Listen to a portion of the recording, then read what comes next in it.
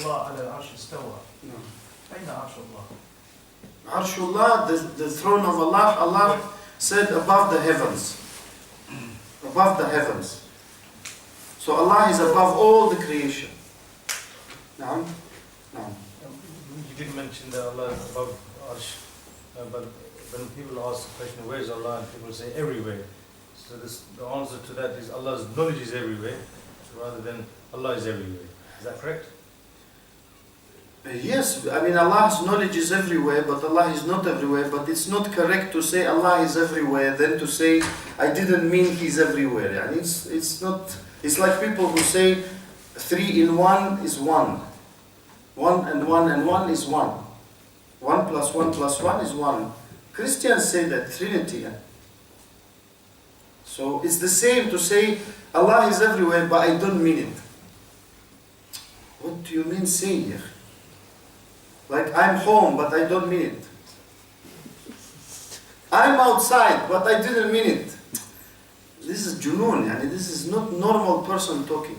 So we cannot ascribe that to Allah subhanahu wa ta'ala. Never in the Quran or Sunnah did He say He's everywhere. Every ayah they bring or hadith, it's in the ayah itself or hadith. Like, huwa ma'akum aynama kuntum.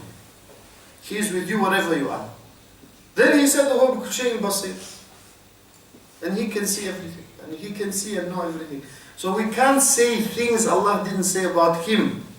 It's worse than to say a Muslim is a kafir. It's a very big sin. To say a Muslim is a kafir is a very big sin. But to say about Allah something wrong is worse. Why? Because it's not about humans. It's about Allah.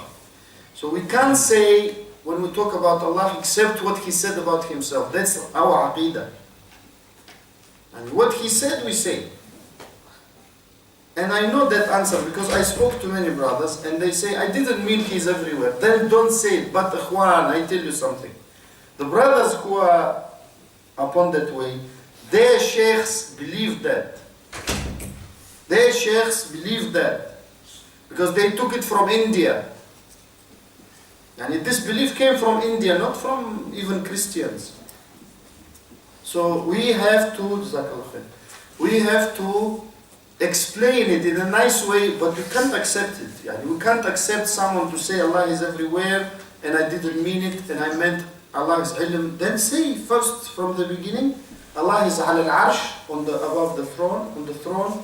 When I said it to someone, I was in a train and one brother, we started talking on the train because he looked Muslim. So I said, Salam alaikum, alaikum salam. We started talking about this because I said, before we talk about madhab, we have to talk about aqidah. Because this is more important. And you can be doing all madhab you like and going to Jahannam, ya billah. Like some brothers say, we collect brothers for eating, for pizza. I said you can go to Jahannam eating pizza. Why? Because you don't explain the haqq to people. You don't explain what leads to Jahannam or what leads to Jannah. I can eat pizza with kafir even, no problem. But it doesn't tell me anything. So I said to him, where is Allah? He said, you tell me. I said, I can tell you, He's above the throne. Now you tell me. Because he doesn't want to answer. He knows what I'm going to say. Then he didn't answer and he said, is He sitting on the throne? I said, if He said He's sitting, we would have said He's sitting. But He didn't say. So we say what Allah said. And we believe like the Salaf believed, Ikhwan. If we say we follow madhab, how did Imam Abu Hanifa rahimahullah believe? Just like I said. So if someone says, I'm Hanafi, check your belief, ya akhi. Who are you following? Some shaitan from Hindus? Or Imam Abu Hanifa rahimahullah? Who are you following? Many people say in North Africa, in Algeria, Libya, Morocco, I'm Maliki. Or in the whole of Africa is Maliki. Except Somalis, they are Shafi'i. شو السعودية؟ السعودية مش في أفريقيا يا شيخ. ولا السعودية وهابية. I said Africa. Africa, yeah, said Africa. Yes, Africa. Saudi is not Africa. أنا آسيا والسعودية. عفوا؟ أنا آسيا أتكلم معك عن السعودية. لا أنا لا أتكلم عن السعودية، أنا أتكلم عن أفريقيا. عن أفريقيا طيب. So all Africa is Maliki. So I say, what is the belief of Imam Malik rahimahullah? They don't know. And we have to know these great Imams, their belief. Because their companions and friends and teachers, students, they recorded their beliefs. Their belief is like what they took from the Sahaba. Yani Allah is above the throne. No one differed on that, ikhwan. I was once in a lesson, and one sheikh, old man, he said, في خلاف في المسألة. In this issue there is khilaf. I said, أخي, there is no khilaf, sheikh. There is khilaf between people of sunnah and people of bid'ah. That's khilaf, yes. But this is what we call khilaf غير معتبر. We don't care about this khilaf. Why? Because no imam of Ahlul Sunnah said that. No Sahabi said that. The Prophet ﷺ never said like that. So we don't accept it. Now let's have a look at the questions from the sisters. If all Muslims go back to their homeland, Muslim countries, and then who would spread Allah's message in non-Muslim world? Good question. That's one of the shubuhat people say when we talk and we say we go back to your country. Okay?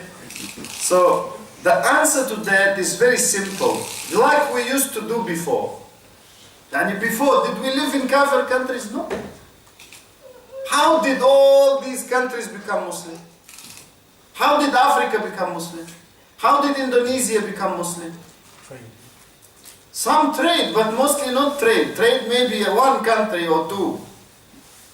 But people used to go officially as a delegation with ulama, with scholars, and explain the religion. Not every Zayd and Amr saying, I'm doing da'wah. What's he doing da'wah? Which da'wah? They are doing da'wah to him. What is the da'wah they're giving us? Don't criticize this munkar. Don't believe like this. Believe like that. That's all da'wah. We are doing da'wah once a month. They're doing da'wah to us day and night. In our home even. We don't have to go anywhere. The TV is working da'wah 24/7. And if you don't believe me, switch on your TV. Because every time your religion is under threat. And your wife's religion is under threat. And your children's religion is under threat. That is the reality. So, and how much, I'm now, alhamdulillah, in a Muslim country. I'm in a Muslim country. You know, ikhwan, I used to work in a center, da'wah center. Sometimes in 1 month we would have just one center, small center like this masjid, we would have maybe 200 people become Muslim. Muslim country, yeah? And that's not much effort we do. They come, we explain, they become Muslim. I know other centers, 300, 400. I know one sheikh, he's Amir, he's from the ruling family. He's mashallah practicing. He has beard, he's not afraid. Like us, we are afraid. He has a beard, he's not involving in politics. No, he doesn't want that, he wants the deen. He opened his palace to da'wah. And some brothers come, they explain to non-Muslims, he makes asha, dinner every night. Every night, there is 200-300 people coming every night. We never have 203 people, 200-300 in our life maybe. This man, he has the opportunity, he does, and they embrace Islam by hundreds every night. Where we in the West, when they don't allow you to even 1 minute of TV, 1 minute, they bring all these wrong people on TV. Expert, so-called. He didn't even check Google.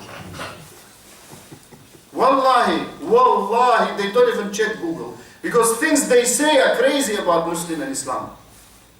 Muslims and Islam. Like that guy when that Woolwich thing happened. Nick Robinson, I can name him even. He's a BBC correspondent, long time working for BBC. I can name other people for the BBC. They say BBC, oh, it's the greatest. You know when the Woolwich thing happened? I was here, I think in May or when was it? Sometime like that. he said? A person with a Muslim appearance. This guy is black in South London. Yani if you go to South London, you have millions of black people. Okay? What makes him look like Muslim? He's got trousers, trainers or something. Nothing, no topi, nothing. Yani what? Even how he shouted, this is like a film. Some woman crossing, walking by, mashallah, normal. Some guy's head's been chopped off according to the news. Strange. So they say about Islam and Muslims many things. So they don't allow us 1 minute. I tried. I called 5 Live, Radio 5 Live. They made me wait half an hour. Then they said, speak. When I start speaking, they said, we're going to travel. Yeah, travel, everyone knows. There's accident on and this and that, or whatever. This is more important than that. The weather, we need the weather. The weather always rains. What do you want? Sometimes snow. Okay, no problem. In the winter, once, twice snow. Always rain. What do you want weather in?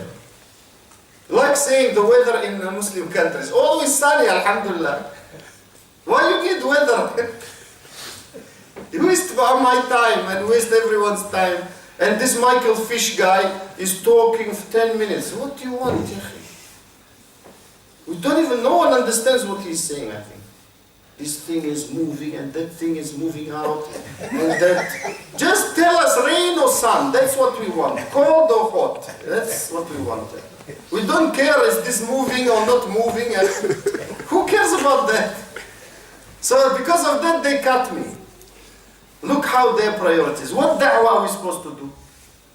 How can we explain when they bring all these people against Islam, they call them moderate Muslims? They're not at all. They're extreme Muslims. They're extremely unhelpful Muslims. They're extremely wrong Muslims. If they're Muslims still. Some of them without their Islam. They should check it. And so, the da'wah should be done like before, like we always did and the Prophet did. The second one, goes for just wearing, need to pay zakah for it. This issue, Allahu A'lam, I have to check. It's been a long time since I read about it. Inshallah, hopefully I will check and get back. That is, ulama call zakatul huli, the zakah of wearing beautifications for ladies. And inshallah I have to check and get back. I'm not sure of the answer now. جزاكم الله خيرا سبحانك اللهم وبحمدك اشهد ان لا اله الا انت استغفرك واتوب اليك